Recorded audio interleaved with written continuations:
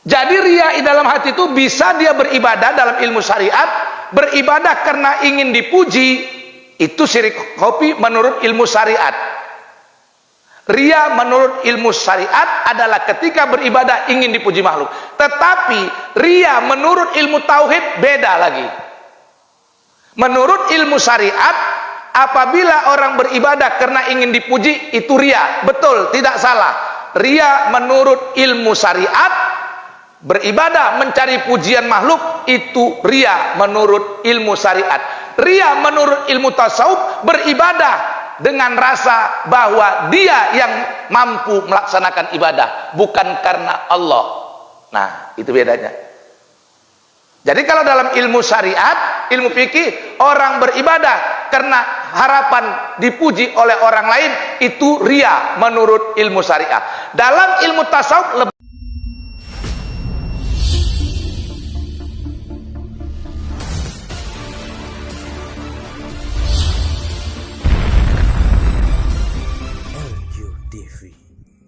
rahmatan lil alamin. Surat Al-Ma'un, yang surat ini turun di kota Mekah sebelum Nabi hijrah dari Mekah ke Madinah, maka disebut surat Makkiyah karena turun di kota Mekah. Surat Al-Ma'un memiliki 7 ayat. Mari sama-sama kita baca dan mudah-mudahan ini kita sudah hafal semuanya. Bismillahirrahmanirrahim. Ara'aital ladzi yukadzibu biddin, fadzalikal ladzi yad'ul yatim wala yakhuddu ala ta'amil miskin, fawailul lil musallin alladzina hum an salatihim sahun alladzina hum yura'un wa yamna'unal ma'un. Secara harfiah Bismillahirrahmanirrahim itu maknanya dengan nama Allah yang Maha Pengasih lagi Maha Penyayang.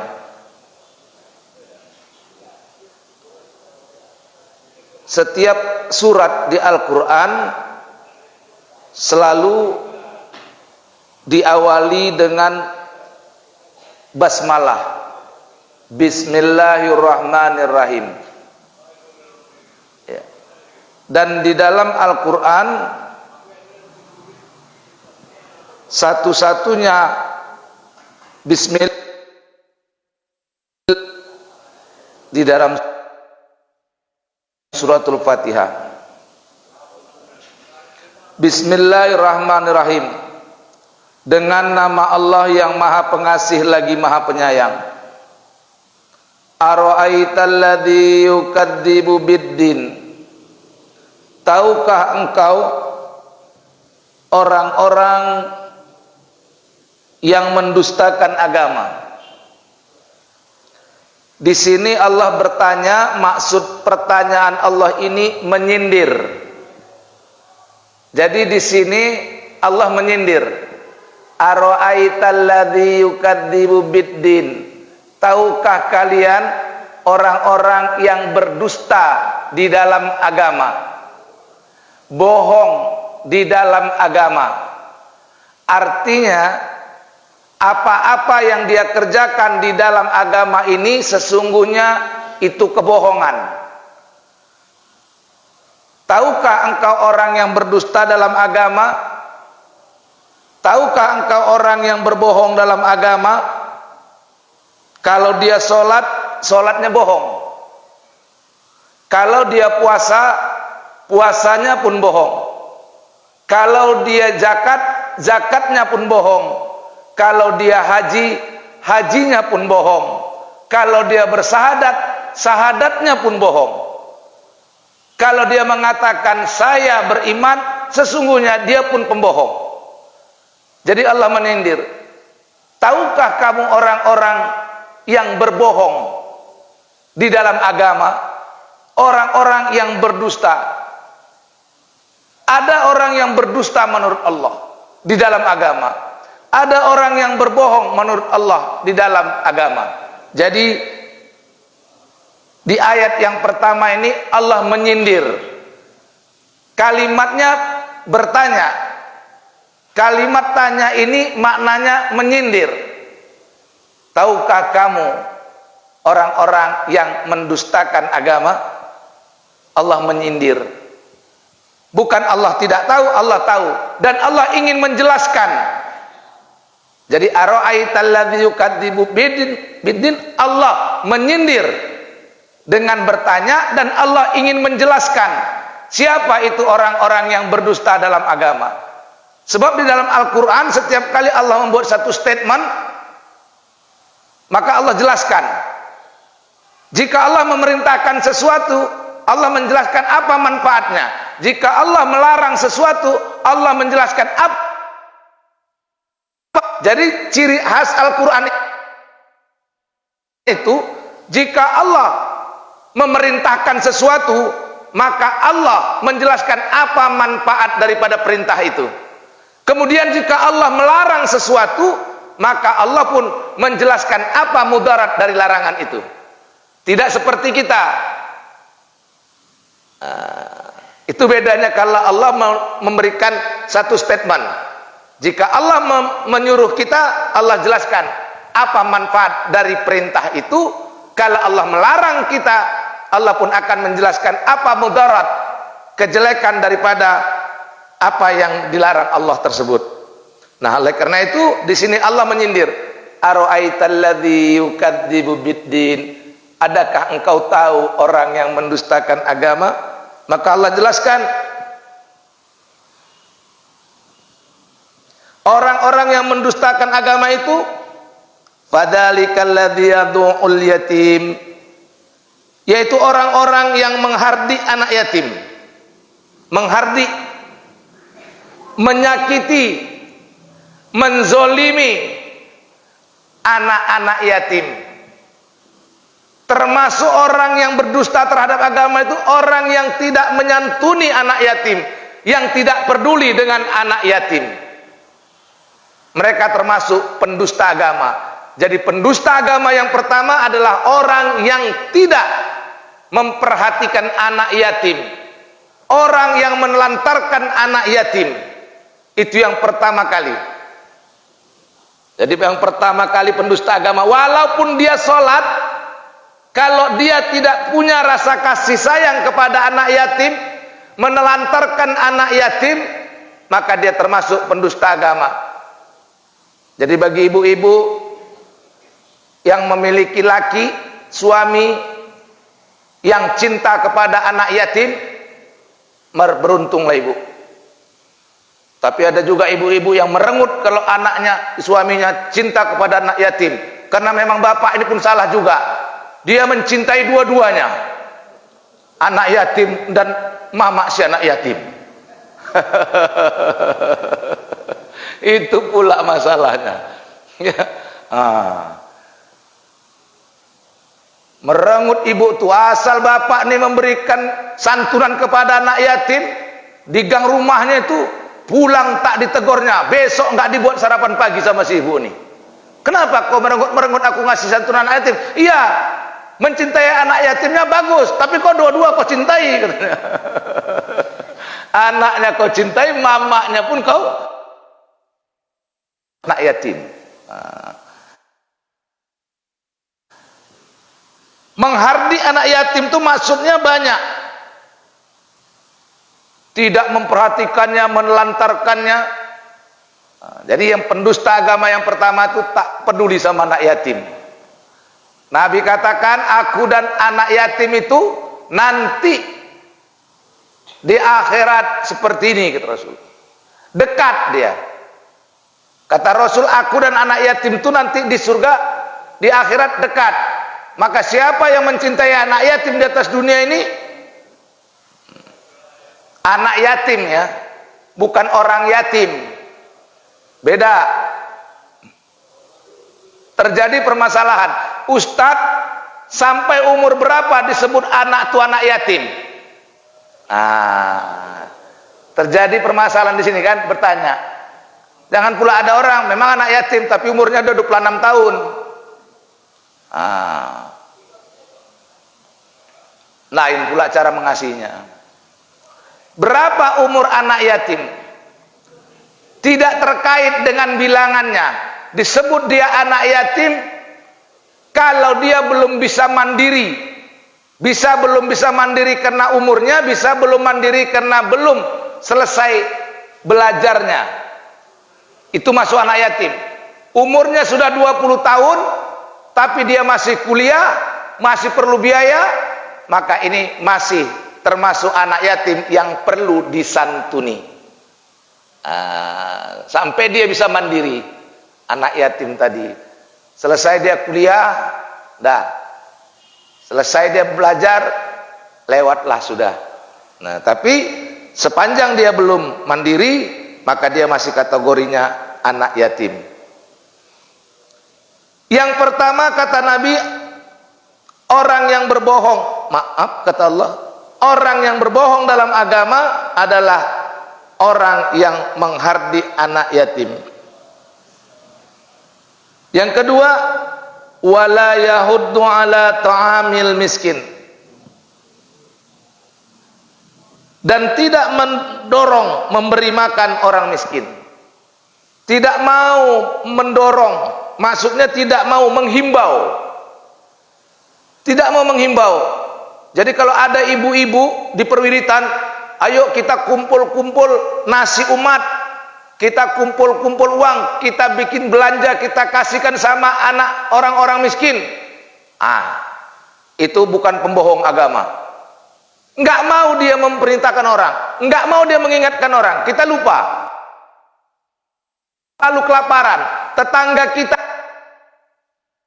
jiran kita, masyarakat kita ada yang kelaparan, kita selalu lupa dan kita enggak menghimbaunya.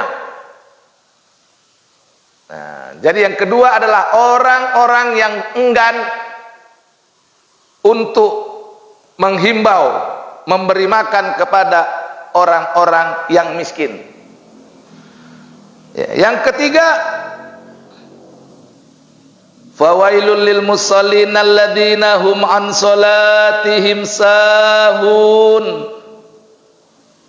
Maka celakalah orang-orang yang salat, yaitu orang-orang yang lalai di dalam salatnya. Jadi yang ketiga yang termasuk pendusta agama ini orang yang lalai di dalam sholatnya. Di dalam sholatnya dia lalai. Siapa orang yang lalai dalam sholat itu? Dijelaskan Allah di dalam ayat berikutnya, alladzina hum yuraun. Siapa orang yang lalai itu? Orang yang ria di dalam sholatnya. Jadi orang yang lalai itu dalam sholatnya adalah orang yang ria. Apa ria itu? Ria termasuk dari penyakit yang disebut syirik khafi. Syirik ada dua macam. Ada syirik jali, ada syirik khafi. Ada syirik yang nyata, ada syirik yang tersembunyi. Jadi orang yang ria di dalam sholat, orang itu masuk dalam kategori syirik khafi, syirik tersembunyi. Walau dia sholat, dia masuk kategori orang yang syirik. Hati-hati. Inilah yang dibahas di dalam ilmu tasawuf. Orang yang sholat tidak lagi syirik jali, tapi masih banyak orang yang sholat masuk dalam kategori syirik khafi, syirik yang tersembunyi. Saya ulangi lagi, ada dua macam syirik. Syirik jali, syirik yang nyata, syirik khafi, syirik yang tersembunyi. Tidak nyata syiriknya. Orang yang sholat, siapapun dia, khusyuk atau tidak khusyuk, dia sudah lepas daripada syirik jali. Khusyuk tidak khusyuk, ikhlas tidak ikhlas, orang yang sholat sudah terlepas dari syirik jali. dia tidak lagi syirik jali, tetapi belum tentu melepaskan dirinya dari syirik salat. Syirik hobinya masih ada. Apa itu? Arya'u fi qalbi, alladzina hum yuraun, yaitu orang-orang yang ria.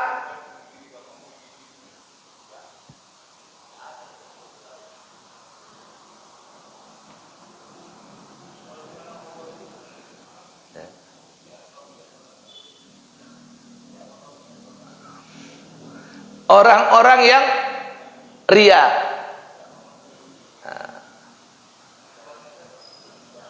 Apa makna ria? Ria itu menurut ilmu syariat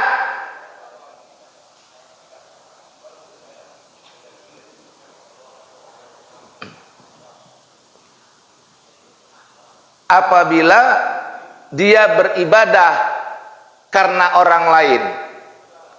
Dia sholat karena ingin dipuji oleh orang lain. Ini masuk kategori ria.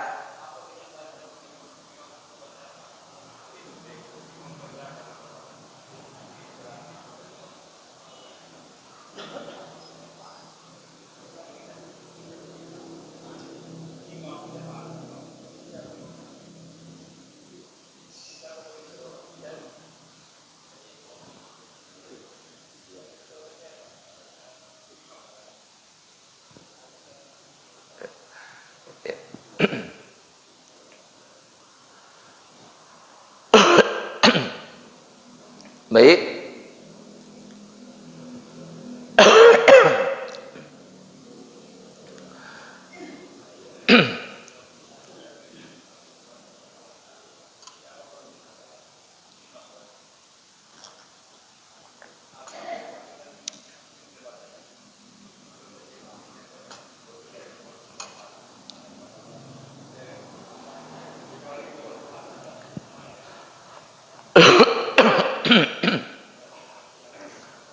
Baik.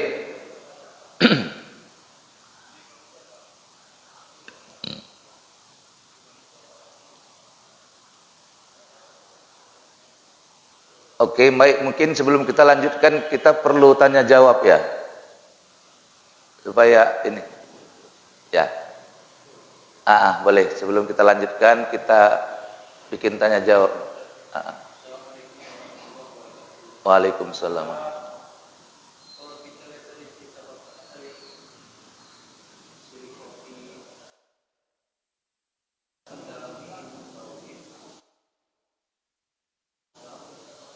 Ya.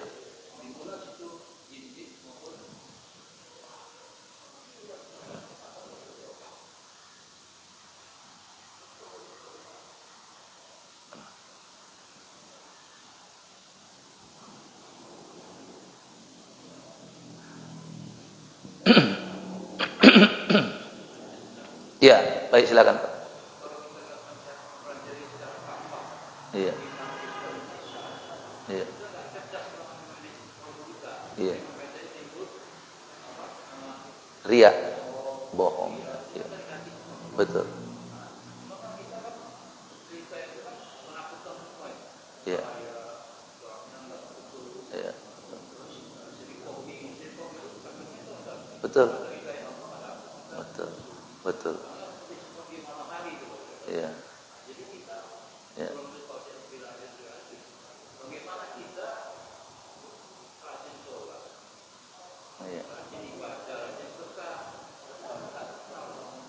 Iya.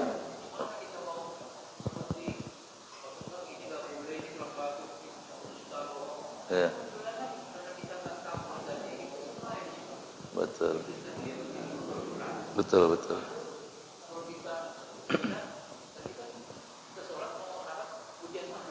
Iya. Iya. Iya. Baik. Memang betul, syirik hobi ini kita menjadi pembohong dalam agama seperti yang kita jelaskan tadi, itu memang sumber pangkalnya di hati. hati manusia ini kalau tidak dilunakkan dia kasar, keras sekali. Biarpun dia sholat, biarpun dia puasa, kalau hatinya tidak dilunakkan ini susah sekali ya. Nah, makanya dalam ilmu tasawuf itu ada 3 cara, ada 3 hal yang dikenal dalam ilmu tasawuf: takhalli, tahalli, tajalli. Takhalli membersihkan hati, karena hati kita ini banyak yang sakit. Saya sudah sering bilang ada sekurang-kurangnya 13 penyakit hati yang kita nggak sadar. Seperti dibilang Bapak tadi, betul kata Nabi, syirik hobi itu seperti semut hitam yang berjalan di atas batu hitam dalam kegelapan malam. Itu dia tidak tahu, karena kata Rasulullah tadi dibilangkan, itu memang kata Rasulullah, syirik hobi itu seperti semut hitam yang berjalan di atas batu hitam dalam kegelapan malam. Macam mana tuh Pak? Nggak kelihatan kan? Tapi ada. Itu maknanya. Itulah syirik hobi. Seperti semut hitam berjalan di atas batu hitam dalam kegelapan malam. Sudahlah semutnya hitam, dia berjalan di atas batu hitam, gelap lagi. Saya yakin kita nggak dapat melihatnya. Tetapi apakah karena tidak melihatnya tidak ada? Ada. Semut hitam itu ada jalan di atas batu hitam dalam kegelapan malam, tapi kita tidak bisa melihatnya. Demikianlah syirik hobi tadi. Sampai kita pun nggak tahu ternyata kita syirik hobi. Apalagi orang, kita sendiri nggak tahu. Kalau kita sakit mata kita tahu dan kita cari obat sakit mata. Kalau kita sakit bibir kita tahu obatnya. Kita sakit jantung kita tahu. Kita sakit lever kita tahu. Tapi ketika kita sakit hati kita tidak tahu. Ini bahayanya. Maka kata Rasul, syirik hobi itu seperti semut hitam berjalan di atas batu hitam dalam kegelapan malam yang kita sendiri tidak tahu, padahal dia sudah menggerogoti seluruh ibadah kita. Pangkalnya di mana? Di hati. Maka syirik ini bukan perbuatan jahir, perbuatan hati. Itulah yang dibahas oleh orang tasawuf. Hati. Iri, dengki, hasad, hianat, dendam, kesumat, pemarah, riya, sombong, takabur, wujub, merasa diri paling hebat, orang lain salah semua. Lalu marah. Boleh marah. Untuk menegakkan yang hak boleh marah, Pak. Boleh marah. Ketika orang berbuat mungkar, ketika orang berbuat, boleh kita marah di situ. Marah untuk agama itu boleh. Yang nggak boleh kita marah ketika diganggu orang diri kita. Tapi kalau agama diganggu orang, kenyamanan umum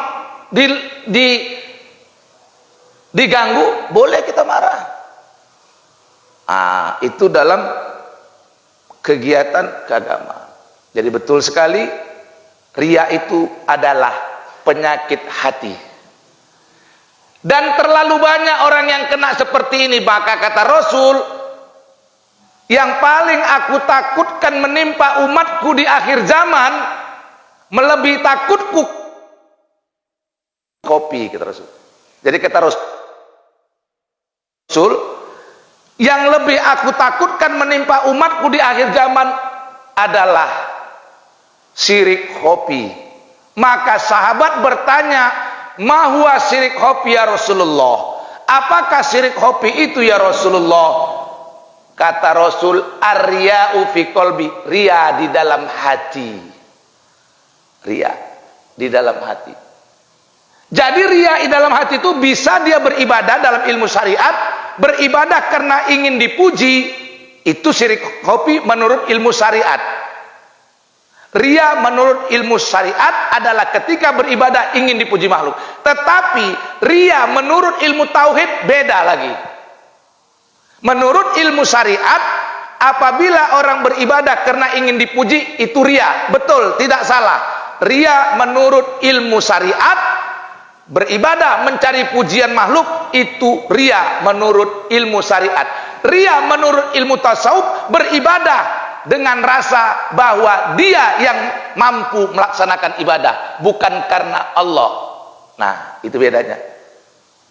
Jadi kalau dalam ilmu syariat, ilmu fikih, orang beribadah karena harapan dipuji oleh orang lain, itu ria menurut ilmu syariat. Dalam ilmu tasawuf lebih halus lagi.